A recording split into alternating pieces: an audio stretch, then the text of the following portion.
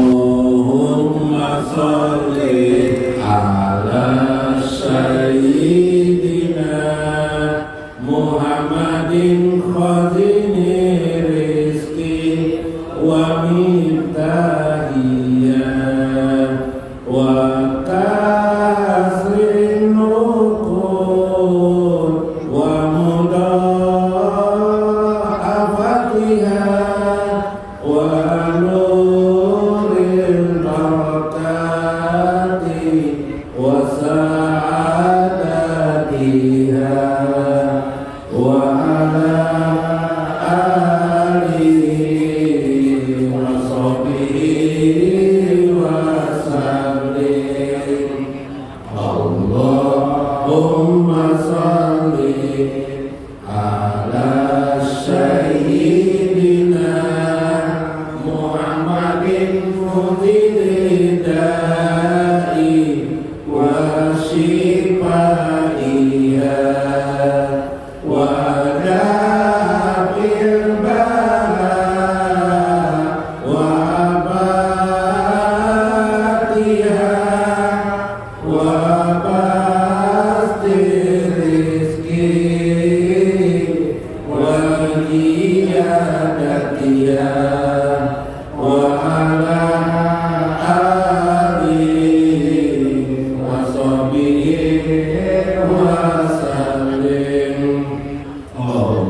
Allahumma sholli wa sallim ala sayyidina Muhammadin sahibil huda salatan tusallimuna biha wa auladana wa amwalana wa jami'al muslimin wa tasiquna biha wa ilmana wa ma'rifatana min yaumina haja ila yaumil jajah.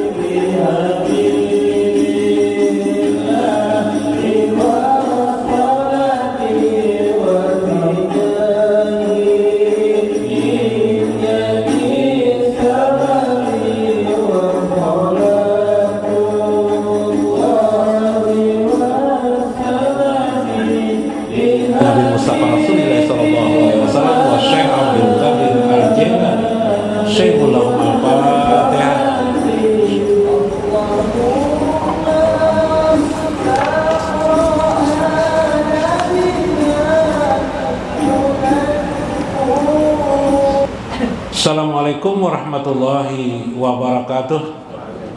Bismillahirrahmanirrahim. Bismillahil malikil kudusis salam. Bismillahil ajijil hakim. Wassalatu wassalam ala sayyidina wa nabiyina Muhammad wa ala alihi wa sahbihi ajmain. Fa inna insyaallah ab'asu li kitabi Syekh Abdul Qadir Jailani Sirrul Asrar wa Nurul Burhan wa nafa'ana bihi wa ulumihi biddarain, amin ya rabbal alamin. Mudah-mudahan melewati jalinan mesra kita di saluran Syekh Abdul Qadir Al-Jailani, terhubung batin kita kepada junjungan kita Nabi besar Muhammad sallallahu alaihi wasallam, sehingga menjadi bersihlah hati kita dan terbuka lebarlah ma'rifah kita kepada Allah Subhanahu wa ta'ala. Mudah-mudahan Allah selalu meredai jalan hidup kita, diarahkannya, dibimbingnya kita pada jalan Shiratal Mustaqim, amin ya rabbal alamin.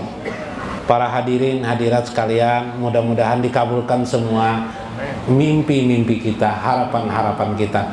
Allahumma tawil umurana wasahi jasadana wasabit imanana wa ahsin amalana wa ilal khair qaribna wa min syarri abaidna waqdi hawa ijana fid dini wad dunya innaka ala kulli syai'in qadir, amin ya rabbal alamin.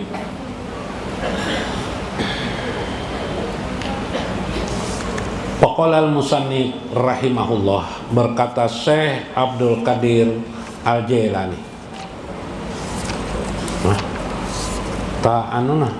takitar faqad hadallah az-zakirina biqaulillahi ta'ala wazkuruhu kama hadakum. Sungguh Allah memberikan hidayah kepada orang-orang yang pandai mengingat Allah. Wazkuruhu kama hadakum, ingatlah Allah kama hadakum, sebagaimana Allah memberi petunjuk kepada kalian. Saudara-saudara sekalian, mengingat Allah persoalan yang sebenarnya sangat sulit sekali dilakukan, kecuali orang-orang yang sudah diberi hidayah, maka merekalah yang pandai mengingat Allah Subhanahu wa ta'ala. Betapapun hebatnya, pintarnya kita, betapapun kita dididik oleh media-media keagamaan, apakah kita pernah sekolah di pesantren atau di sekolah-sekolah agama lainnya, ataukah kita duduk bersama orang-orang zikir mengingat Allah, belumlah tentu kita menjadi orang yang pandai mengingat Allah Subhanahu wa ta'ala. Karena itu mengingat Allah itu semua kitab-kitab keagamaan, terkhusus di kitab-kitab tasawuf, paling banyak babnya adalah dibahas, disebut dengan babu zikri, bab tentang mengingat Allah. Karena mengingat Allah ini yang disampaikan ini selalu johir, bukan yang sebenarnya. Yang sebenarnya itu adalah makna yang disampaikan, makna yang terucap. Apa yang saya ketengahkan adalah lantuman kalimat kata demi kata.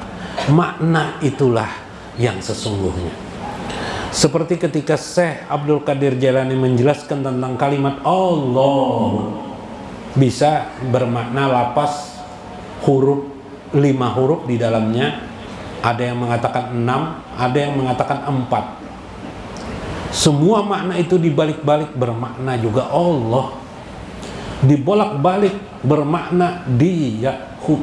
Setelah dia itu tidak ada huruf dan tidak ada suara. Kita mengingat sesuatu yang maha gaib. Gaib artinya tidak bisa terbayangkan oleh pikiran kita. Akhirnya kita mengingat. Untuk itu yang kita ingat adalah sifat-sifat Allah Subhanahu wa ta'ala. Lalu diajarkanlah bagaimana sifat-sifat Allah itu. Sifat dalam arti ilmu tauhid sudah kenal, kita mengetahui sifat 20. Tapi bagaimana sifat-sifat itu dalam kehidupan kita sehari-hari, diajarkan lagi tentang itu oleh Syekh Abdul Qadir Jailani. Belum juga tentu kita sudah tepat dan benar mengingat kita kepada Allah Subhanahu wa ta'ala. Inilah persoalannya. 5 aja. Kenapa? Mungkin hati kita masih belum bersih. Hati kita belum lagi sopa. Sopa artinya bersih. Dalam Sirul Asrar, Syekh Abdul Qadir Jailani mengisahkan kepada kita tentang ma'rifatut taharah atau taharah, mengenal Allah. Jadi orang yang mengenal Allah itu perlu melakukan taharah. Subhanallah. Kayak apa tadi tuh? Orang yang mengenal Allah itu perlu melakukan taharah. At-taharatul ma'rifah ala nau'aini, kata beliau.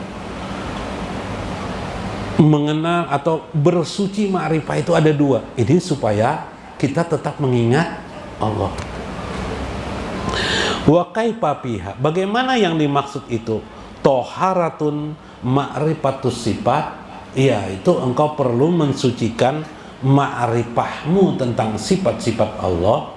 Yang kedua, toharah ma'rifatuz zat, taharahmu tentang mengenal Allah atau mensucikan pengenalanmu kepada Allah tentang zat Allah Subhanahu wa ta'ala. Sulit guru, seperti itu sulit benar. Kita lihat satu persatu, mudah-mudahan mudah. Patoharatu ma'rifatu sifat. Pertama adalah ma'rifatu sifat, mengenal Allah pada sifat. Kita sucikan hati kita. La tahsilu illa bitalkin. Tidak bisa mungkin hasilnya kecuali dengan talqin. Talqin itu apa? Lakinun atau lakona itu artinya dibacakan atau membacakan seorang guru kepada muridnya. Bahasa lain, mengajarkan gurunya kepada murid. Nah, ini penting berguru kita, jangan tidak berguru. Bila tidak berguru, makin nyae layang-layang putus. Nang berguru aja belum tentu, apalagi tidak berguru. Berguru harus cari guru. Guru itulah mentalkin kepada kita, la ilaha illallah. Sering kita mentalkin setiap pengajian, di sini ditalkin terus akhir pengajian, ya kah? Dengan asma 12 dan la ilaha illallah. Setiap pengajian ditalkin terus. Jadi pian mengumpati tanpa sadar, teralirlah dari ruh ulun kepada pian, dari ruh ulun piruh pian tersambung sampai kepada guru-guru ulun, sampai guru-gurunya, sampai Syekh Abdul Qadir Jailani, sampai kepada Nabi Muhammad sallallahu alaihi wasallam. Ruh itulah yang perlu disambungkan dalam talqin itu, supaya yanbut, supaya tumbuh bersemi jiwa kita mengingat Allah. Hasilnya nanti yaitu nanti pian melupakan Allah tetap ingat dengan Allah. Nah, itu hebatnya. Jadi pian waktu tidur, duduk, berbaring di mana saja berada, ingat terus dengan Allah. Sampai nanti pian berkata, gimana caranya melupakan diri dengan Allah, tidak bisa pian. Nah, itu contoh sudah zikir nafsannya sudah menyatu dalam dirinya. Itu namanya zikir nafsan. Orang yang sudah tidak lupa lagi dengan Allah, ingat secara otomatis karena Allah sudah menjalankan jiwanya, dirinya mengingat Allah. Nah, itu enaknya bila berguru. Wa tasfiyatu mir'atil qalbi bil asma'i minan nupusil basariyah wal hewaniyah. Sifatnya itu ialah mir'atil qalbi, yaitu hati yang terbalik atau yang dibalikkan pada hati, bil asma'i minan nupusil basariyah wal hewaniyah, yaitu pada sifat diri insan hewaniyah pada diri kita. Yang bisa menjernihkan hati kita untuk sampai itu ialah satu asma. Asma itu nama-nama Allah. Yang nama-nama Allah itu bila kita ucap itu akan membangkitkan zikir nafsi kita secara otomatis kepada Allah. Dua, asma itu harus memiliki syaratnya adalah berlawanan, berbalik dengan sifat basariyah kita. Contoh sifat basariyah kita. Contoh sifat basariyah kita, di balik basariyah kita Allah ada. Contoh, kita ini sebenarnya lemah. Maka bila kita menyadari diri kita lemah, maka kita pasti ingat ada yang maha kuasa. Allahul Qadir, Allahul Qahar. Allah maha qahar pada diri kita. Nah, kita teruskan dulu. Nanti prakteknya. Payasful qalbu, maka sucilah hati itu. Hati pun menjadi suci. Wa yasilu lahun nazru bi ainil qalbi min nurillahi, maka saat itu pandangan hati kita, mata hati kita ini ada punya mata, binurilah au min nurillah, daripada nur Allah yang terlahir. Artinya tembuslah tadi khotir yakin dari Allah itu tembus ke hati kita, lalu timbullah cara pandang kita nur Allah. Karena hati kita sudah memandang nur Allah, maka otomatis kita ingat terus dengan Allah. Maulah pian kayak itu? Mau, tentu saja. Siapa yang tidak ingin, kecuali tidak beriman kepada Allah, ya kan? Kepingin kita seperti itu. Caranya bagaimana? Nah, nanti dulu, bentar dulu. Liyunzira binuri sifati ila aksi jamalillahi ta'ala fi mir'atil qalbi, yang semua itu terbalik cermin antara diri kita dengan Allah. Allah qadim, kita muhadas. Ya lah, kita rusak, Allah adalah tetap, ya lah, dalam kekodimannya, ya kan? Allah mukhalafatuhu lil hawadis. Allah berbeda dengan kita, pasti berbeda kita, ya kan? Subhanallah. Maka panakan dirimu, kamu sebenarnya tidak mendengar, kamu hanya diperdengarkan saja telingamu itu. Kamu sebenarnya tidak melihat, hanya diperlihatkan saja matamu itu. Kamu sebenarnya tidak ada, diadakan saja dirimu itu. Maka yang layak dipuji adalah yang maha layak, Allah subhanahu wa ta'ala. Mulai zikir kita asma 12. La ilaha illallah, asma 1. Asma 2, Allahu Allah, asma 2. Asma 3, hu, asma aja sini, hu ini asma yang ketiga, nama yang ketiga. Hak, hu, hak. 4, 5, hayyun, hai, disingkat hai, maksudnya hayyun, al hayyu. 5, apa lagi? 6, Apa? Qayyum. 6. 7. Qahar. 8. Wahhab, pemberi. 8. 9. Wahid. Fatah dulu. Ya fatah. Ya fatah. 10. Wahid. 11. Apa? Somad. Ya somad. 12. Ya ahad. Nah, 12. Nah, itu ambil salah satu itu. Contoh. Sudah berzikir la ilaha illallah. Allah sudah di hati, lalu huhak. Bila pian sering huhak, tarik nafas. Huhak. Mau tidur. Huhak. Nanti tumbuh di hati ini, tidak mau lagi sombong. Udah mau lagi sombong. Kenapa tidak mau sombong? Karena sudah mengerti melalui zikir itu ilham Tuhan turun. Mengerti sendiri. Yang maha benar itu Allah. Di debat orang diam aja. Nggak mau berdebat lagi. Ya kalau kenapa? Yang maha benar itu hanya Allah. Manusia ini tidak ada juga yang benarnya. Huhak. Dimarahi istri macam-macam. Huhak. Allah juga yang benar itu. Suami penyanyitan, istri tenang aja. Huhak. Tenang hati, nggak sakit hati, ya kan? Ulun huhak aja yang menjelaskan sinilah, karena kepanjangan, ya kan? Kepanjangan nih. Pian tahu lah tukang parkir. Pernah lah mereka bersedih, nih supaya rumus bahagialah. Huhak, kepingin bahagia. Coba lihat, huhak. Tukang parkir, ketika mobil banyak memparkir, adalah dia sombong-sombong. Tenang aja lah. Habis orang memarkir, keluaran mobilnya keluar, adalah dia sombong.